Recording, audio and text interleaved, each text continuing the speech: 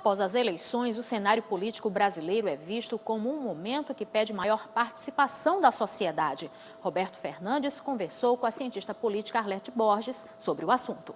Professora Arlete, que país sai das urnas após a eleição agora de 30 de outubro, na verdade, segundo turno, repete um pouco aquilo que já se viu no primeiro turno, uma guinada mais à direita. Que leitura a senhora faz do país a partir daí?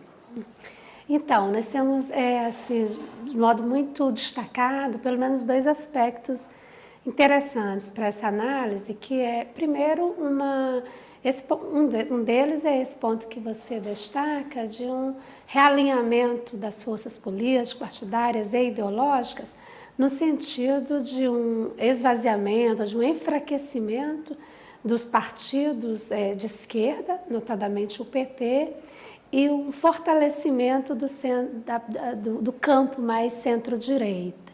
E o próprio PSDB, que foi o partido, né, que teve um crescimento mais expressivo nesse processo, nessa disputa, né, essa vitória dele certamente é ligada também a um deslocamento dele próprio, né, que era um partido que tinha no seu nascedor, e traz até no seu nome, né, da social-democracia, quer dizer, uma posição no mínimo mais ali centro-esquerda, e agora você vê um deslocamento nítido no sentido mais conservador, mais à direita, né?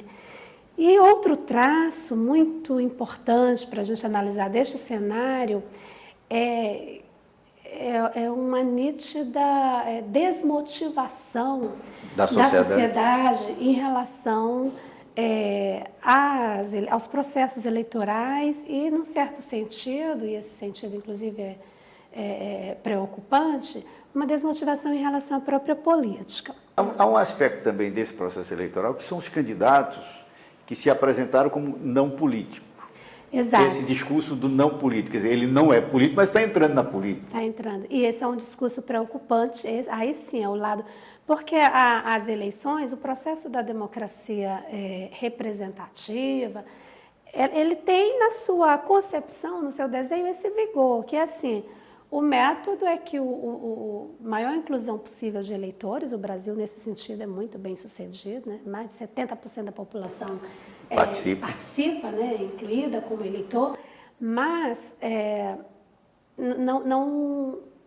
essa inclusão nominal apenas, ela não é suficiente, tem que ver os outros elementos para realmente se caracterizar como um quadro de um protagonismo político. E o que se tem hoje?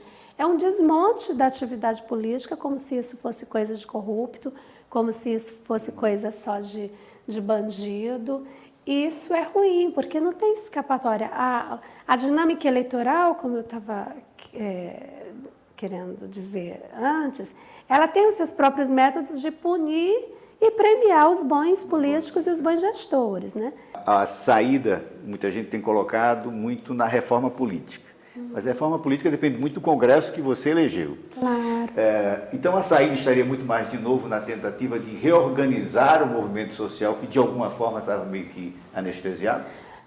Porque eu penso que não vai mudar nada lá em cima, no Congresso, nas leis do Congresso, se a gente não mudar aqui embaixo, se a gente continuar mandando para lá, inclusive as mesmas pessoas com o mesmo perfil. Então, ir mandando para lá também e deixando lá no berço esplêndido. Professora Arlete, muito obrigado por nos receber. Prazer foi nosso. Voltamos ao nosso estúdio.